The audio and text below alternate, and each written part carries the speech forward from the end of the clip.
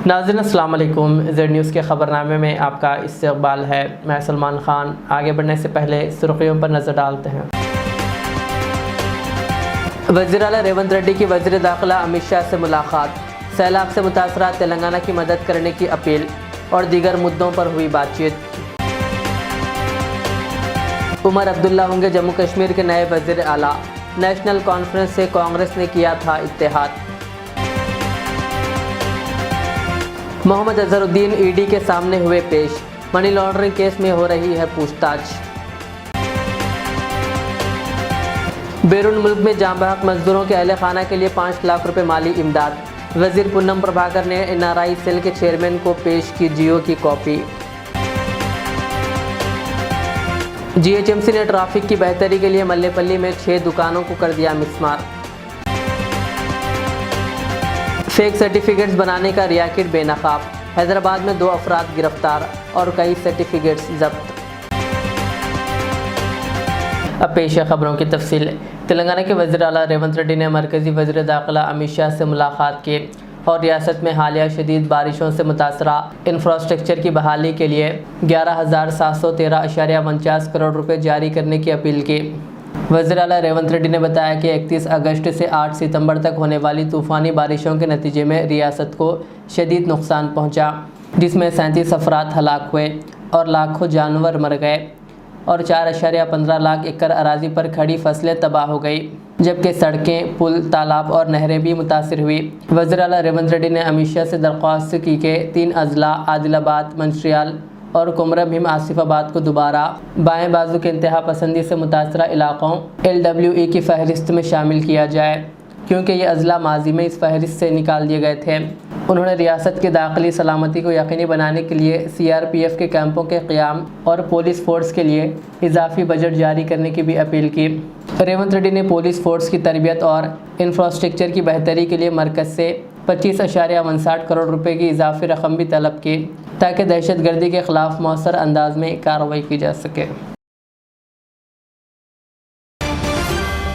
उमर अब्दुल्ला जम्मू कश्मीर के नए वज़ीर आला होंगे।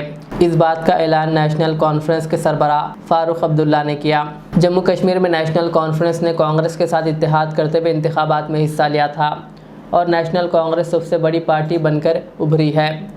इंतखाबी रुझान के बाद पार्टी के अरकान व कायदीन की जानिब से जश्न मनाने का सिलसिला शुरू हो गया। इस दौरान फ़ारूक अब्दुल्ला ने मीडिया से बात करते हुए हक़ राय दही में हिस्सा लेने वाले तमाम अफराद से इजहार तशक्कुर किया।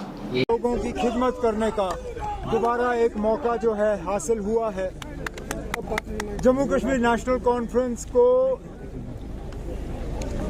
पिछले 5 साल से खत्म करने की मुकम्मल कोशिश की गई।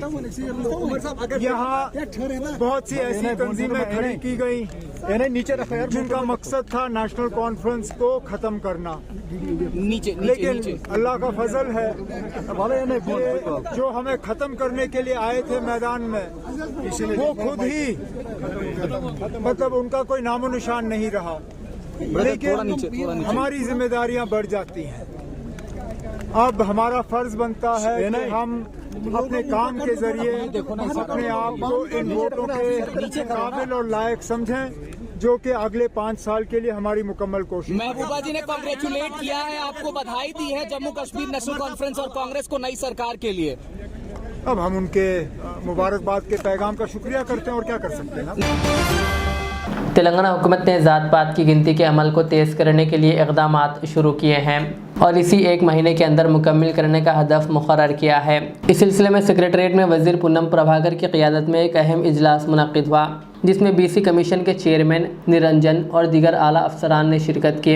इजलास में BC कमीशन की तश्कील और ज़ात की गिनती के अमल को कर्नाटक, बिहार और आंध्र प्रदेश के तजुर्बात के तहत करने का फ़ैसला किया गया। मज़ीद ये कि इस अमल की निगरानी के लिए सीनियर अफसरान की तक़र्रुरी की जाएगी। हरियाणा में खातून पहलवान व कांग्रेस उम्मीदवार विनेश फोगाट ने कामयाबी हासिल कर ली है। उन्होंने जोलाना हल्का असम्बली से कामयाबी हासिल की। उनका सख्त मुकाबला BJP उम्मीदवार से था। विनेश ने 6000 से ज़ायद वोटों से BJP उम्मीदवार को शिकस्त दी। आलमी सतह के मुकाबलों में फ़ाइनल में रसाई के बावजूद मुकाबले में हिस्सा लेने से महरूम विनेश फोगाट ने कांग्रेस पार्टी में शमूलियत अख्तियार की थी। और पहली मर्तबा उन्होंने इंतखाबात में हिस्सा लिया था।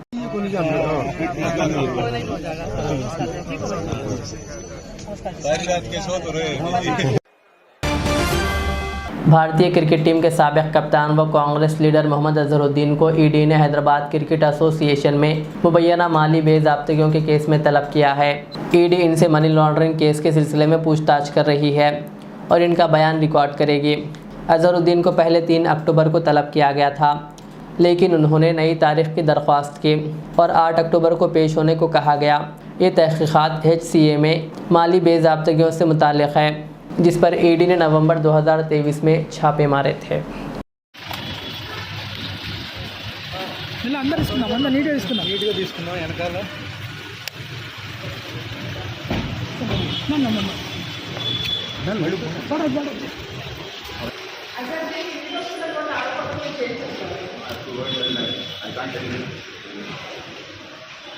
ఏసీబీ ఇవన్నీ కూడా మిగతా అంటే రైట్స్ కూడా గురించి అన్నీ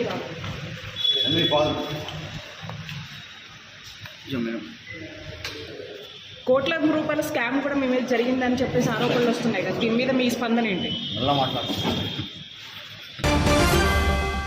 शहर हैदराबाद में पुलिस ने जाली तालीमी सर्टिफिकेट के रैकेट का पर्दाफाश किया। कमिश्नर की टास्क फोर्स साउथ जोन की टीम ने अंबरपेट पुलिस के साथ मिलकर हैदराबाद के अवैसी नगर अंबरपेट में कायम MS इंटरप्राइजेस नामी एक ज़ेरॉक्स सेंटर पर छापा मारा और जाली तालीमी सर्टिफिकेट्स के रैकेट को बेनकाब किया। पुलिस ने 2 मुलजिमीन को गिरफ्तार किया है जो जाली SSC, इंटरमीडिएट डिग्री और दीगर असनाद बनाकर उम्मीदवारों से भारी रकम वसूल कर रहे थे। मुलजिमीन की शनाख्त मोहम्मद महफूज इकबाल उर्फ इकबाल 41 साला MS प्रोप्राइटर ज़ेरॉक्स सेंटर रिहायशी मौलाली और शेख इलियास अहमद 34 साला प्राइवेट मुलाजिम रिहायशी प्रेम नगर अंबरपेट के तौर पर की गई है। पुलिस ने इनके कब्ज़े से 84 जाली सर्टिफिकेट्स, 14 अदालती स्टैम्प पेपर्स, 2 मोबाइल फ़ोन्स और इस जाली सर्टिफिकेट्स तैयार करने में मदद करने वाली दीगर अशिया को जब्त कर लिया। पुलिस ने मज़ीद तहक़ीक़ात का आगाज़ कर दिया है ताकि इस नेटवर्क के दीगर अफराद को भी बेनकाब किया जा सके। तेलंगाना हुकूमत ने खलीजी ममालिक में काम के दौरान जाम बहक होने वाले मजदूरों के ख़ानदानों के लिए एक नई मुआवजे की स्कीम मुतारिफ़ करवाई है। इस स्कीम के तहत मुतासरा ख़ानदानों को माली इमदाद के तौर पर 5 लाख रुपये दिए जाएंगे। इस सिलसिले में चीफ सेक्रेटरी शांति कुमारी ने जियो जारी कर दिया। हुकूमत ने इस मुआवजा हासिल करने के अहले अफराद की शनाख्त के लिए मखसूस उसूल व ज़वाबित मुकर्रर किए हैं। इस स्कीम का मकसद हुकूमत को अपने शहरियों की फलाह बहबूद के लिए अज़्म को ज़ाहिर करना और इन मेहनत कशों की कुर्बानियों का एतराफ़ करना है जो बेहतर रोज़गार की तलाश में बैरून मुल्क जाते हैं। बताया गया कि यह मसला 20 साल से ज़ेर इल्तिवा था। एग्जीक्यूटिव से मुताल्लिक़ जियो के दस्तावेज़ात वज़ीर पूनम प्रभाकर ने NRI सेल के चेयरमैन विनोद और दीगर रहनुमाओं को पेश किया, जबकि NRI सेल के चेयरमैन ने हुकूमत तेलंगाना का शुक्रिया अदा किया।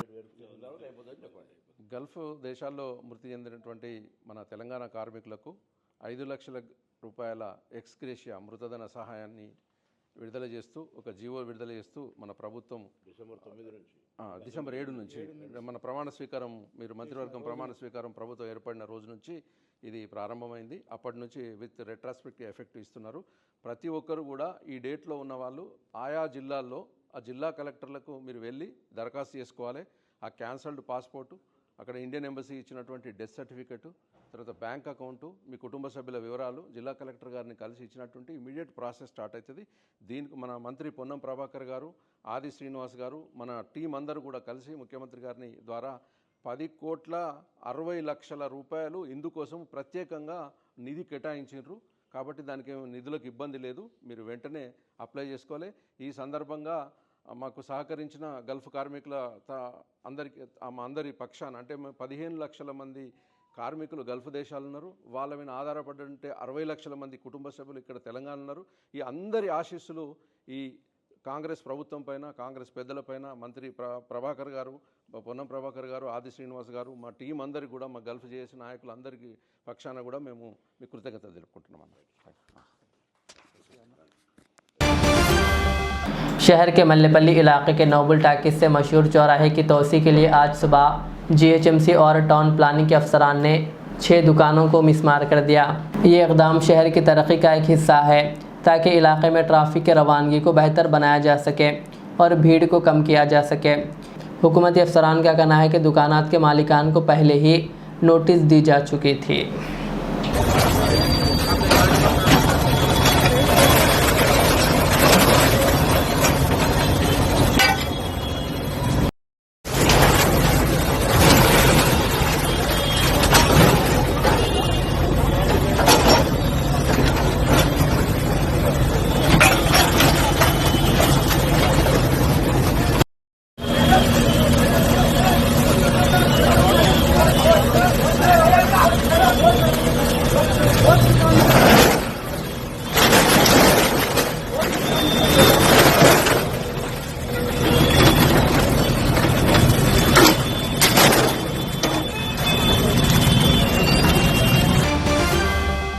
नामपल्ली के मजलिस रुकन असम्बली मोहम्मद माजिद हुसैन ने मीडिया से बात करते हुए बताया कि नामपल्ली हलक़े में फ़िरोज़ ख़ान के हामी मामूल वसूल कर रहे हैं और उन्होंने कहा कि फ़िरोज़ ख़ान नामपल्ली हलक़े में रोड शीटर्स के साथ दौरा कर रहे थे, जिस पर माजिद हुसैन ने इन्हें रोकने की कोशिश की।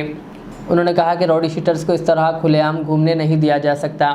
माजिद हुसैन ने मज़ीद कहा कि क़ानून की बालादस्ती को यकीनी बनाने के लिए ऐसे अफराद के ख़िलाफ़ कार्रवाई ज़रूरी है ताकि अवाम को तहफ़्फ़ुज़ फ़राहम किया जा सके।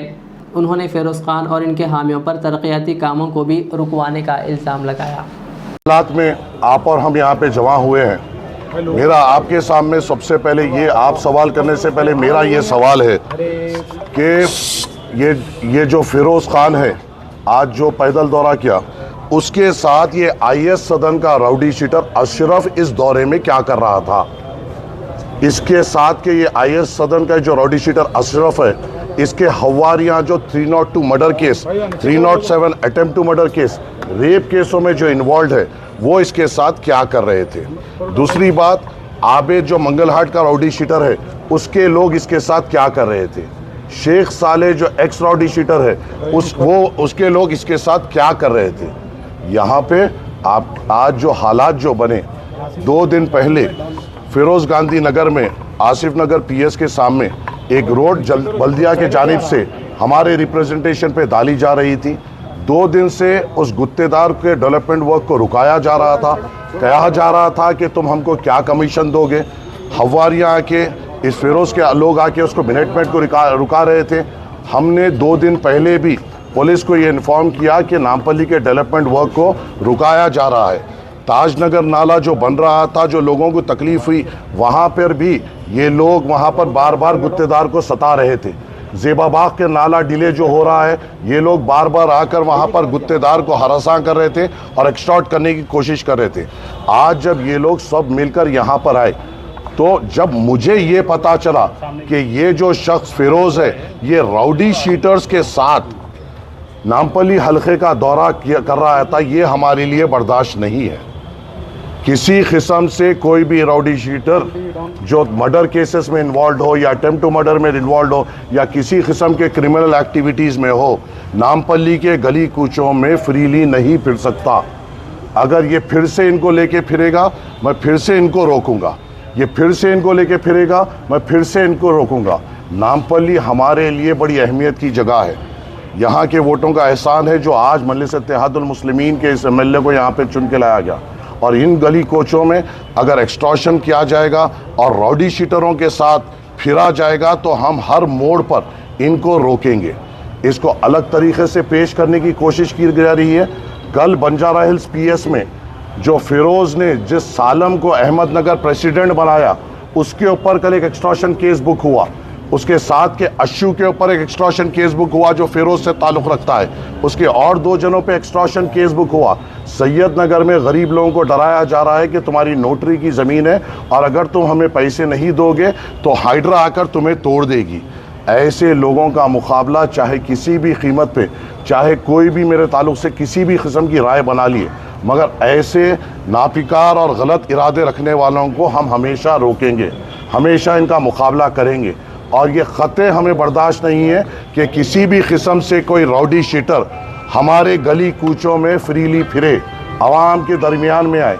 और जब ये गलियों में आ रहा था, यही राउडी शीटर ने हमारा एक जीशान है उसको ढकल कर एक गैर गलत बात की। क्यों लेके आ रहा है ये राउडी शीटरों को? क्या मकसद है? क्या करना चाह रहा है? टाउन प्लानिंग का और एक कंप्लेन है जहां पर इसके हवारी एसीपी का टाउन प्लानिंग में जाकर नामपल्ली के जो बिल्डिंग्स है उसकी कंप्लेन दे रहे हैं कि ये इलीगल बन रहा है, इनको हमारे पास भेजिए। ये है उसके हवारी जो ज़ेबा बाग में रहते हैं और ये उसका रिटर्न कंप्लेन है जो बिल्डिंग्स पे डाल रहा है। गरीब आवाम को तकलीफ पहुंचाने का काम ये कर रहे हैं, गरीब आवाम को सताने का काम ये कर रहे हैं। और अगर ये गरीब आवाम को सताएंगे 100 बार क्या 1000 बार इनसे मुकाबला करेंगे, मगर आवाम को तकलीफ होने नहीं देंगे। हर जगह जा रहे हैं, ऑफिसरों को बोल रहे हैं हमारी हुकूमत है वो काम रोको, हमारी हुकूमत है ये काम रखो। यहाँ मजलिस इत्तेहादुल मुस्लिमीन का MLA और हम पूरे इतने तकलीफ़ात होने के बावजूद, फाइनेंशियल क्राइसिस होने के बावजूद, बल्दिया में फाइनेंशियल क्राइसिस, वाटर वर्क्स में फाइनेंशियल क्राइसिस होने के बावजूद कई करोड़ों रुपए के तरक्याती काम मजलिस इत्तेहादुल मुस्लिमीन नामपल्ली में करा रही है। और इसे अगर कोई रोकना चाहेगा और वो भी राउडी शीटरों की मदद लेके, तो हम खते बर्दाश्त नहीं करेंगे, हर तरीके से हम इनका मुकाबला करेंगे। मैंने अभी DCP साहब से फ़ोन पे बात की, ACP साहब को बोला क्या उनको दिखाई नहीं दिए ये राउडी शीटर्स इसके साथ फिर रहे थे? जब मैं फ़ोटो बताया, जब उनको मालूम हुआ कि राउडी शीटर्स के साथ थे, उन्होंने पूरों के नाम नोट किए। ये काम पुलिस का है कि राउडी शीटर्स को आइडेंटिफाई किया जाए और ये लोग खुले में किस तरीके से फिर सकते हैं। कांग्रेस लीडर फिरोज़ खान ने मीडिया से बातचीत करते हुए नामपल्ली में पेश आए वाक़े की तफसीलात बताते हुए कहा कि वो अवामी शिकायत पर इलाके का दौरा करने गए थे। उन्होंने इल्ज़ाम लगाया कि मजलिसी कारकुनों की जानिब से इन पर और इनके हामियों पर हमला किया गया। फिरोज़ खान ने चैलेंज करते हुए कहा कि अगर इनके ख़िलाफ़ मामूल वसूली के सबूत पेश किए गए तो वो सियासत से ही इस्तीफ़ा दे देंगे। उन्होंने मज़ीद कहा कि जिन लोगों ने इन पर हमला किया है इन सब के ख़िलाफ़ सख्त कानूनी कार्रवाई की जाएगी। और पूरी ज़िंदगी अल्लाह की राह में काम करते हैं। आज एक कंप्लेंट आता विजयनगर कॉलोनी, ताजनगर, फिरोज गांधी नगर से अपोजिट आसिफ नगर पुलिस स्टेशन की फजर की नमाज के टाइम पर हामिद बोल के शख्स गिर गए। रोड कंस्ट्रक्शन कर रहे थे, क्वालिटी ऑफ वर्क नहीं है और ये कभी भी पूरे नामपल्ली को खोद के डाल दिए। बच्चों का प्रॉब्लम हो रहा, गाड़ियां रखने को प्रॉब्लम हो रहा, मोरियाँ भर जा रहे, नाले भर जा रहे।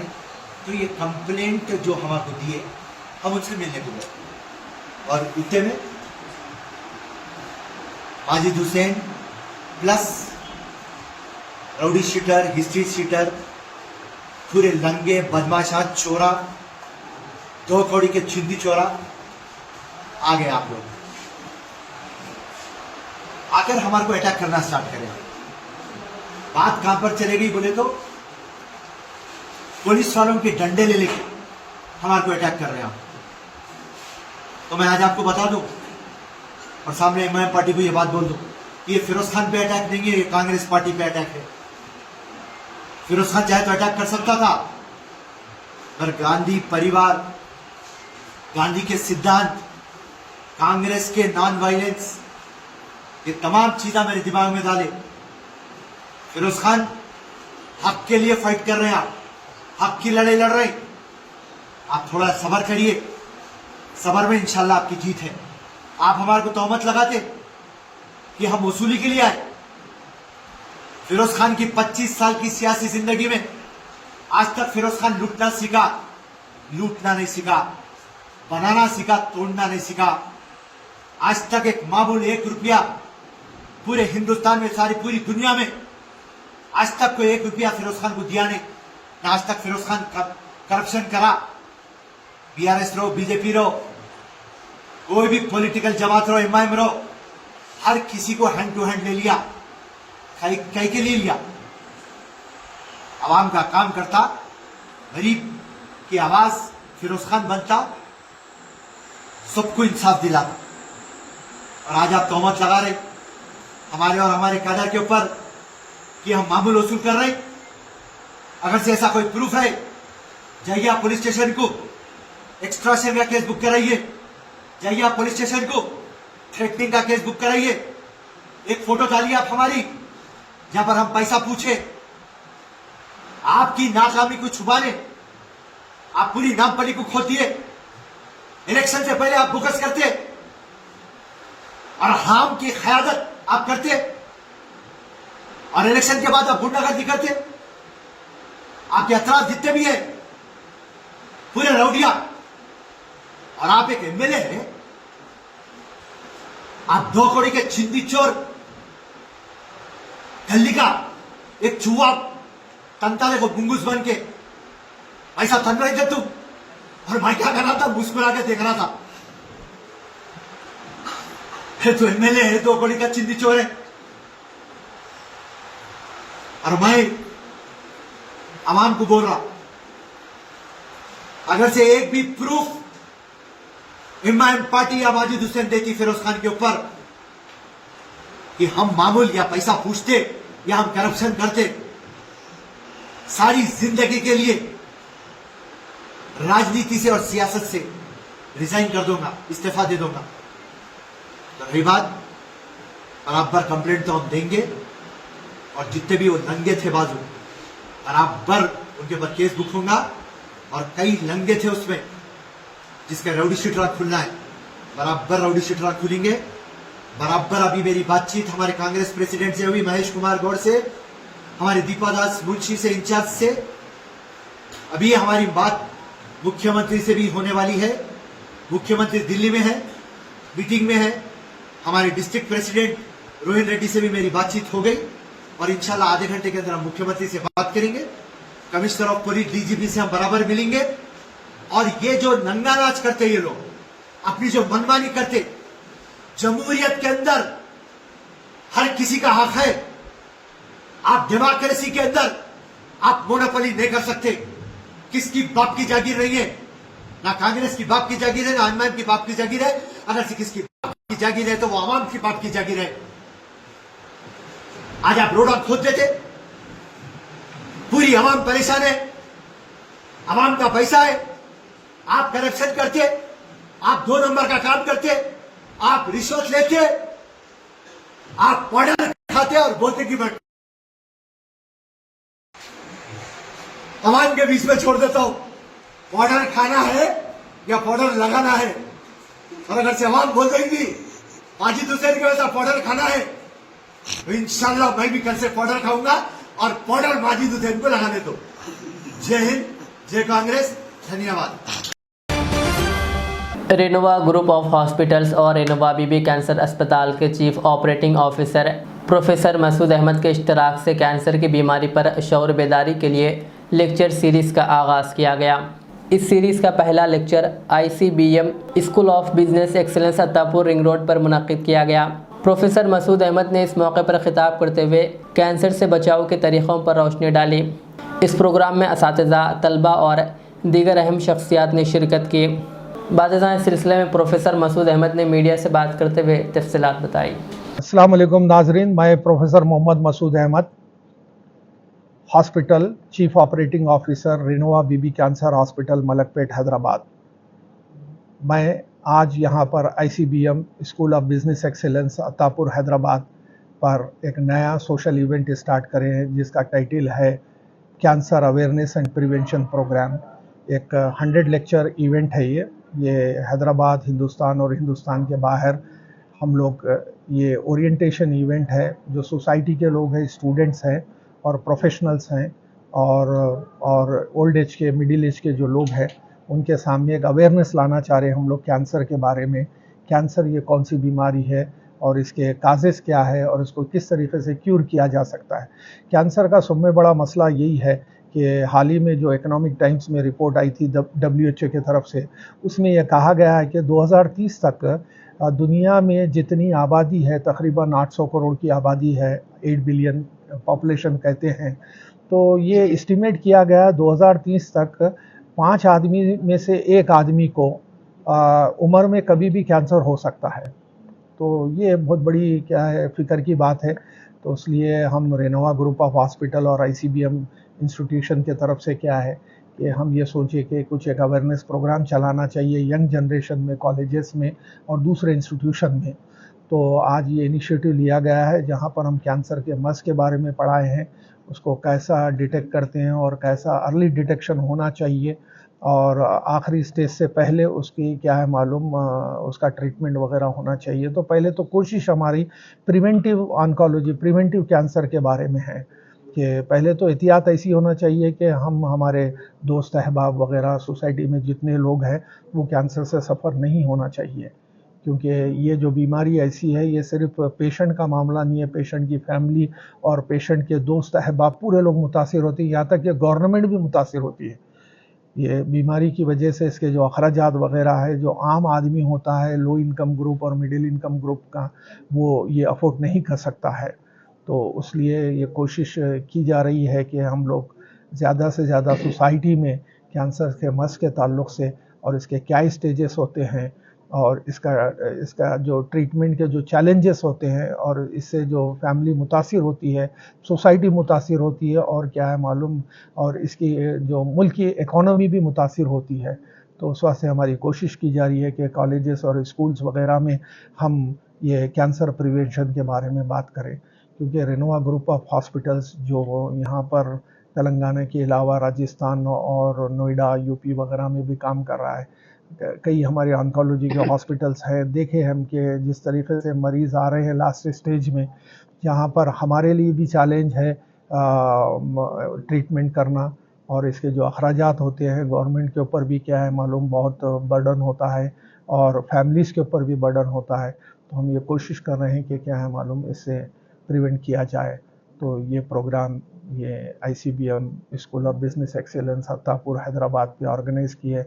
मेरे साथ डॉक्टर ज़रार है जो चेयरमैन है इस इंस्टीट्यूशन के, और डॉक्टर नारायण रेड्डी है जो यहाँ के डायरेक्टर है रिसर्च के। तो हमारी ये कोशिश है कि बच्चों को क्या है इस तरीके के जो सोसाइटी के इश्यूज़ है, जो सोशल इश्यूज़ है, वो भी क्या है हम पढ़ाना चाहिए, क्योंकि मैनेजमेंट का ताल्लुक़ सिर्फ बिज़नेस से और पैसा कमाने से नहीं है।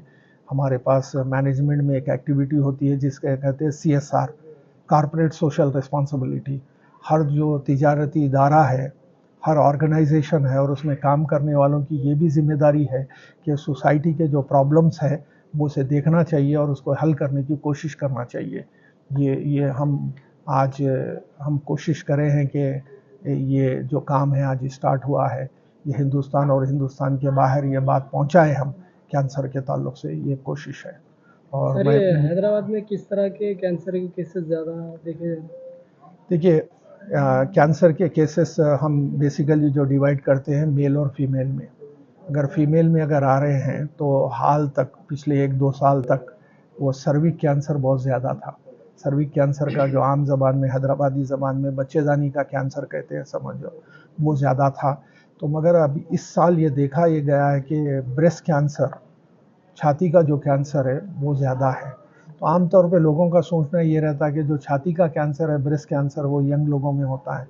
ये ज़रूरी नहीं है। अब ये देखा ये जा रहा है कि 60 साल और उससे ऊपर की एज के लोगों में भी क्या है ब्रेस्ट कैंसर हो रहा है।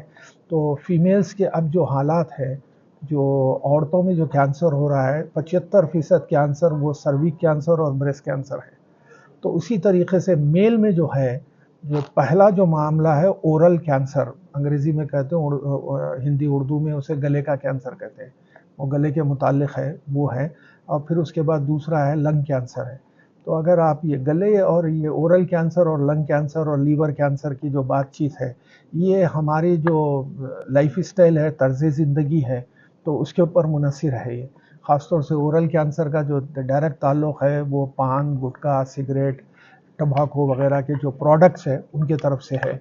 और लंग कैंसर है, लीवर कैंसर का जो ताल्लुक़ है वो अबनॉर्मल अल्कोहलिज्म, जो शराब का ज़्यादा से ज़्यादा कसरत से पीना, तो उसकी वजह से क्या है ये मुश्किलात हैं।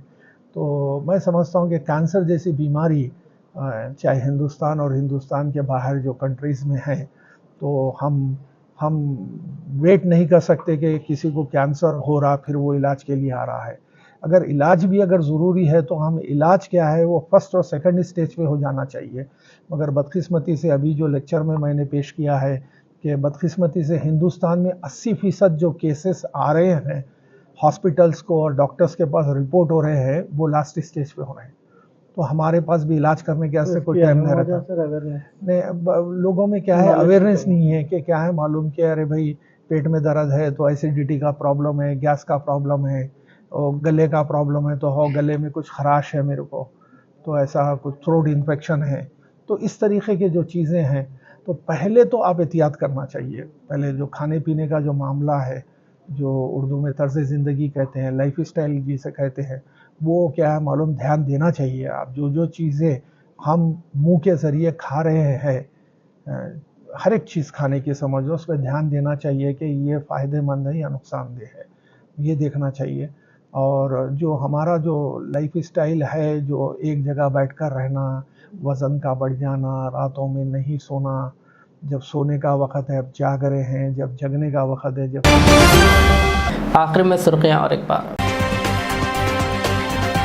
वज़ीर आला रेवंत रेड्डी की वज़ीर दाखिला अमित शाह से मुलाकात, सैलाब से मुतासरा तेलंगाना की मदद करने की अपील और दीगर मुद्दों पर हुई बातचीत।